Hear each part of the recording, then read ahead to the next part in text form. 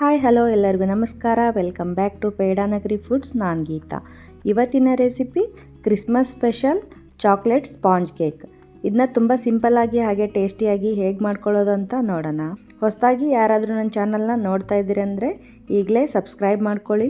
ಹಾಗೆ ಪಕ್ಕದಲ್ಲಿರೋ bell button ಕೂಡ ಕ್ಲಿಕ್ ಮಾಡಿ ಹೊಸದಾಗಿ ಬರೋ ವಿಡಿಯೋ ನೋಟಿಫಿಕೇಷನ್ಗೋಸ್ಕರ. ಹಾಗೆ ವಿಡಿಯೋ ಇಷ್ಟವಾಗಿದ್ದರೆ ಲೈಕ್ ಮಾಡಿ, ಶೇರ್ ಮಾಡಿ, ಕಮೆಂಟ್ ಮಾಡಿ. ವಿಡಿಯೋನ ಸ್ಕಿಪ್ ಮಾಡದೆ ಕೊನೆ ತನಕ ನೋಡಿ, ಅಂದರೆ ನೀವು ಇಷ್ಟು ಈಸಿಯಾಗಿ ಕೇಕ್ನ ಮಾಡ್ಕೋಬಹುದು. ಸೊ ಬನ್ನಿ, ಹಾಗಿದ್ರೆ ಇವತ್ತಿನ ರೆಸಿಪಿ ಚಾಕ್ಲೇಟ್ ಸ್ಪಾಂಜ್ ಕೇಕ್ನ ಹೇಗೆ ಮಾಡ್ಕೊಳ್ಳೋದು ಅಂತ ನೋಡೋಣ.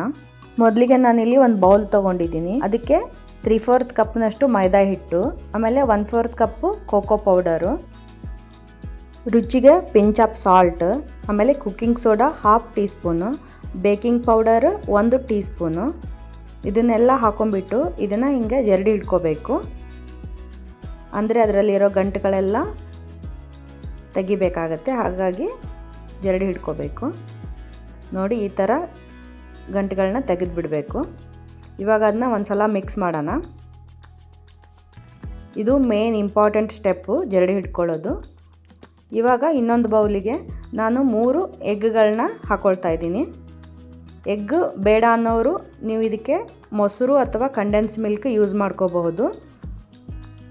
ಮೊಸರು ಫ್ರೆಶ್ ಆಗಿರಬೇಕು, ಹುಳಿ ಮೊಸರನ್ನೆಲ್ಲ ಹಾಕ್ಕೊಳಕ್ಕೆ ಹೋಗಬೇಡಿ. ಹುಳಿ ಮೊಸರು ಹಾಕ್ಕೊಂಡ್ರೆ ನಿಮ್ಗೆ ಕೇಕ್ ಸ್ಪಾಂಜಿಯಾಗಿ ಬರೋದಿಲ್ಲ. ಇವಾಗ ಅದನ್ನ ಚೆನ್ನಾಗಿ ಬೀಟ್ ಮಾಡ್ಕೊಂಡ ನಂತರ ಇವಾಗ ನಾನು 3/4 ಕಪ್ಪು ಪೌಡರ್ ಶುಗರ್ನ ಹಾಕ್ಕೊಂಡು ಇದನ್ನು ಚೆನ್ನಾಗಿ ಬೀಟ್ ಮಾಡ್ಕೊಳ್ತಾ ಇದ್ದೀನಿ. ನೀವು ಶುಗರ್ ಬೇಕಾದರೆ 1 ಕಪ್ನು ಹಾಕ್ಕೋಬೋದು. ನಾನು 3/4 ಹಾಕ್ಕೊಂಡಿದ್ದೀನಿ, ಮೀಡಿಯಮ್ ಸ್ವೀಟ್ ಇರುತ್ತೆ. 1 ಕಪ್ ಹಾಕ್ಕೊಂಡ್ರೆ ಸ್ವಲ್ಪ ಸ್ವೀಟ್ ಇಷ್ಟಪಡೋರು 1 ಕಪ್ ಹಾಕ್ಕೊಳ್ಳಿ. ಇವಾಗ ಇದನ್ನ ಮಿಕ್ಸಿ ಜಾರಿಗೆ ಹಾಕ್ಕೊಂಬಿಟ್ಟು ಇದನ್ನ ಒಂದು ಸಲ ಮಿಕ್ಸಿ ಮಾಡ್ಕೋಬೇಕು. ಇದನ್ನು ಸೈಡ್ ಇಟ್ಟಿಡೋಣ. ಇವಾಗ ನಾನು 6 ಇಂಚು ಕೇಕ್ ಪ್ಯಾನ್ ತೊಗೊಂಡಿದ್ದೀನಿ. ಅದಕ್ಕೆ ಆಯಿಲ್ನ ಅಪ್ಲೈ ಮಾಡ್ಕೊಂಬಿಟ್ಟು ಈ ಥರ ಆಯಿಲ್ನ ಅಪ್ಲೈ ಮಾಡಿಕೊಂಡು ಇದಕ್ಕೆ ಬಟರ್ ಪೇಪರ್ನ ಹಾಕೋಬೇಕು. ಬಟರ್ ಪೇಪರ್ ಇಲ್ಲ ಅಂತಂದರೆ ನೀವು ಸ್ವಲ್ಪ ಎಣ್ಣೆ ಹಚ್ಕೊಂಡ್ಬಿಟ್ಟು ಸ್ವಲ್ಪ ಮೈದಾ ಹಿಟ್ಟನ್ನು ಸ್ಪ್ರಿಂಕಲ್ ಮಾಡ್ಕೊಳ್ಳಿ. ಇವಾಗ ನಾವೇನು ಮಿಕ್ಸಿ ಜಾರ್ಗೆ ಹಾಕಿಟ್ಕೊಂಡಿದ್ವಲ್ಲ, ನೋಡಿ ಈ ಥರ ಮಿಕ್ಸಿ ಮಾಡ್ಕೋಬೇಕು. ನೋಡಿ, ಈ ಥರ ಕ್ರೀಮಿಯಾಗಿ ಬರಬೇಕು. ಇವಾಗ 1/4 ಕಪ್ನಷ್ಟು ರಿಫೈನ್ಡ್ ಆಯಿಲ್ನ ಹಾಕ್ಕೋಬೇಕು. ಯಾವುದೇ ಬೇರೆ ಫ್ಲೇವರ್ಡ್ ಆಯಿಲ್ ಹಾಕ್ಕೊಳಕ್ಕೆ ಹೋಗಬೇಡಿ. ಹಾಕ್ಕೊಂಡು ಒಂದು ಸಲ ಮಿಕ್ಸಿ ಮಾಡ್ಕೊಳ್ಳಿ. ನೋಡಿ, ಈ ಥರ ಕ್ರೀಮಿ ಟೆಕ್ಸ್ಚರಾಗಿ ಬರಬೇಕು. ಇದು ಮೇನ್ ಸ್ಟೆಪ್ಪು. ಈ ಥರ ಕ್ರೀಮಿಯಾಗಿ ಆಗಬೇಕು, ಅಂದರೆ ಸ್ಪಾಂಜ್ ಕೇಕು ತುಂಬ ಚೆನ್ನಾಗಿ ಅರಳುತ್ತೆ.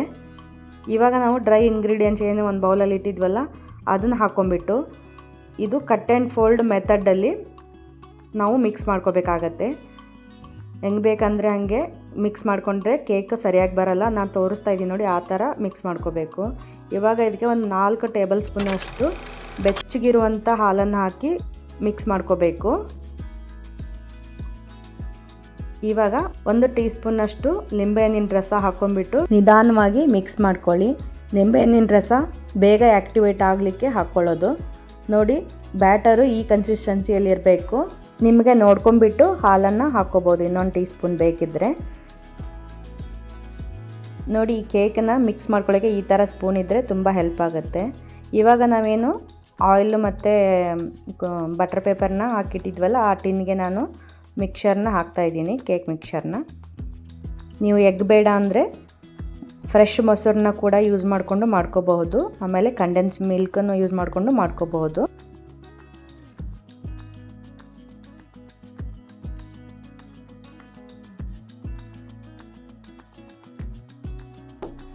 ನೋಡಿ, ಇವಾಗ ಅರ್ಧ ಇದೆ ಈ ಒಂದು ಟಿನ್ನಲ್ಲಿ. ಇದನ್ನು 1-2 ಸಲ ಟ್ಯಾಪ್ ಮಾಡೋಣ. ಮಾಡಿಬಿಟ್ಟು ನಾನು ಫ್ರೀ ಹೀಟ್ ಓವನ್ನಲ್ಲಿ 180 ಡಿಗ್ರಿಯಲ್ಲಿ 40 ಮಿನಿಟ್ಸ್ ಇದನ್ನು ಬೇಕ್ ಮಾಡ್ತಾಯಿದ್ದೀನಿ. ನೀವು ಬೇಕಾದರೆ ಕುಕ್ಕರ್ನಲ್ಲೂ ಇದನ್ನು ಕುಕ್ ಮಾಡ್ಕೋಬೋದು. ನೋಡಿ, ಇವಾಗ ರೆಡಿ ಆಗಿದೆ. ನಾನು ಇದನ್ನು ತೆಗಿತಾ ಇದ್ದೀನಿ. ನೋಡಿ, ನಂದು ಓವೆನ್ ಸ್ವಲ್ಪ ಚಿಕ್ಕದಿದೆ, ಮೇಲೆ ಸ್ವಲ್ಪ ಅದು ಗ್ರಿಲ್ಲಿಗೆ ಹತ್ತಿರೋದ್ರಿಂದ ಸ್ವಲ್ಪ ಅಲ್ಲಿ ಮೇಲೆ ಡಾರ್ಕ್ ಆಗಿದೆ. ನೋಡಿ, ಇವಾಗ ಒಂದು ನೈಫ್ನ ಇನ್ಸರ್ಟ್ ಮಾಡಿ ನೋಡಿ, ಅದು ಈ ನೈಫಿಗೆ ಏನು ಹತ್ತಿಲ್ಲ ಅಂದರೆ ಅದು ಚೆನ್ನಾಗಿ ಬೇಕಾಗಿದೆ ಅಂಥೇಳಿ. ಇದನ್ನು ಫುಲ್ಲು ಕೂಲ್ ಆದಮೇಲೆ ಅನ್ಮೋಲ್ಡ್ ಮಾಡಿ. ಬಿಸಿ ಇರೋವಾಗಲೇ ಹೋದರೆ ಕೇಕ್ ಅಲ್ಲೇ ಕಚ್ಕೊಂಡ್ಬಿಡತ್ತೆ. ಸೊ ಹಾಗಾಗಿ ಚೆನ್ನಾಗಿ ಆರಕ್ಕೆ ಬಿಡಿ. ಮೇಲಿನ ಭಾಗ ನಾವು ಸ್ವಲ್ಪ ಅದನ್ನು ತೆಗೆದುಬಿಡೋಣ. ಇವಾಗ ಒಂದು ಪ್ಲೇಟನ್ನು ಉಲ್ಟಾ ಇಟ್ಬಿಟ್ಟು ಅದನ್ನು ಈ ಥರ ನಾನು ತೋರಿಸ್ತಾ ಇದ್ದೀನಿ ನೋಡಿ, ಆ ಥರ ಉಲ್ಟಾ ಹಾಕಿಬಿಟ್ಟು ಈಗ ತೆಕ್ಕೊಂಬಿಡಿ. ನೋಡಿ ಎಷ್ಟು ಈಸಿಯಾಗಿ ಬಂತು. ಬಟರ್ ಪೇಪರ್ ಇದ್ದರೆ ತುಂಬ ಈಸಿಯಾಗಿ ನೀವು ತೆಕ್ಕೋಬಹುದು. ನೋಡಿ ಎಷ್ಟು ಚೆನ್ನಾಗಿ ಬಂದಿದೆ, ಎಷ್ಟು ಸಾಫ್ಟಾಗಿ ಬಂದಿದೆ. ಇವಾಗ ಇದನ್ನು ಸ್ಲೈಸ್ ಆಗಿ ಕಟ್ ಮಾಡೋಣ.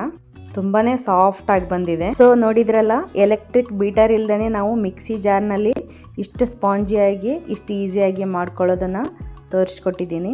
ಈ ವಿಡಿಯೋ ನಿಮ್ಗೆ ಇಷ್ಟವಾಗಿದ್ದರೆ ಪ್ಲೀಸ್ ಒಂದು ಲೈಕ್ ಮಾಡಿ, ಹಾಗೆ ಪೇಡಾನಗರಿ ಫುಡ್ ಚಾನಲ್ಗೆ ಸಬ್ಸ್ಕ್ರೈಬ್ ಆಗಿ ಅಂತ ಕೇಳ್ಕೊಳ್ತೀನಿ. ನೋಡಿ ನೀವು ಎಷ್ಟು ಸ್ಪಾಂಜಿಯಾಗಿ ಬಂದಿದೆ. ಬೇಕ್ರಿ ಶೈಲಿಯಲ್ಲಿ ನೀವು ಮನೆಯಲ್ಲೇ ಇಷ್ಟು ಈಸಿಯಾಗಿ ಮಾಡ್ಕೋಬಹುದು. ಮಕ್ಕಳಿಗಂತೂ ಇದು ಚಾಕ್ಲೇಟ್ ಕೇಕ್ ಅಂದರೆ ಪಂಚಪ್ರಾಣ. ನನ್ನ ಮಗ ಟೇಸ್ಟ್ ಮಾಡ್ತಾ ಇದ್ದಾನೆ. ಸೂಪರ್. ಸೊ ನೋಡಿದ್ರಲ್ಲ, ಅವನು ಎಷ್ಟು ಎಂಜಾಯ್ ಮಾಡಿಕೊಂಡು ತಿಂತಾ ಇದ್ದ. ಚಾಕ್ಲೇಟ್ ಕೇಕ್ ಅಂದರೆ ಅವನಿಗೆ ತುಂಬ ಇಷ್ಟ. ಈ ಥರ ಪುಟಾಣಿ ಮಕ್ಕಳು ಇರೋವಂಥ ಮನೆಯಲ್ಲಿ ಕೇಕ್ಗಳನ್ನ ಮಾಡಿದ್ವೋ ಇಲ್ಲೋ ಅಂತ ಗೊತ್ತೇ ಇರಲ್ಲ, ಅಷ್ಟು ಬೇಗ ಮಾಡಿದ್ದು ಖಾಲಿ ಆಗಿಬಿಟ್ಟಿರುತ್ತೆ. ನಮ್ಮ ಮನೆಯಲ್ಲಂತೂ ಅವತ್ತು ಒಂದೇ ದಿನಕ್ಕೇ ಖಾಲಿ ಆಗಿ ಹೋಗ್ಬಿಡ್ತು. ಈ ಕ್ರಿಸ್ಮಸ್ ಹಬ್ಬಕ್ಕೆ ಅಥವಾ ನ್ಯೂ ಇಯರ್ಗೆ, ಆಮೇಲೆ ಮಕ್ಕಳಿಗೆ ನೀವು ಈ ಥರ ಸ್ನ್ಯಾಕ್ಸ್ಗೆ ಮಾಡಿಟ್ಕೋಬೋದು. ಸೊ ನೋಡಿದ್ರಲ್ಲ, ಸಖತ್ ಟೇಸ್ಟಿಯಾಗಿ ಹಾಗೆ ಅಷ್ಟೇ ಸಿಂಪಲ್ಲಾಗಿ ಮಾಡ್ಕೊಳ್ಳೋ ಅಂಥ ಚಾಕ್ಲೇಟ್ ಸ್ಪಾಂಜ್ ಕೇಕ್ ರೆಡಿ ಆಗೋಯ್ತು. ತುಂಬ ಸಿಂಪಲ್ಲಾಗಿ ಮಾಡ್ಕೊಳ್ಳೋ ಅಂಥದ್ದು ತುಂಬಾ ರುಚಿಯಾಗಿರುತ್ತೆ. ನೀವು ಬೇಕಾದರೆ ಒಂದ್ಸಲ ಟ್ರೈ ಮಾಡಿ ನೋಡಿ, ಹಾಗೆ ಹೇಗೆ ಬಂತು ಅಂತ ಕಮೆಂಟ್ ಮಾಡಿ ತಿಳಿಸಿ. ಮತ್ತೊಂದು ರೆಸಿಪಿಯೊಂದಿಗೆ ಮತ್ತೆ ಬರ್ತೀನಿ. ಅಲ್ಲಿವರೆಗೂ take care, bye. Thanks for watching.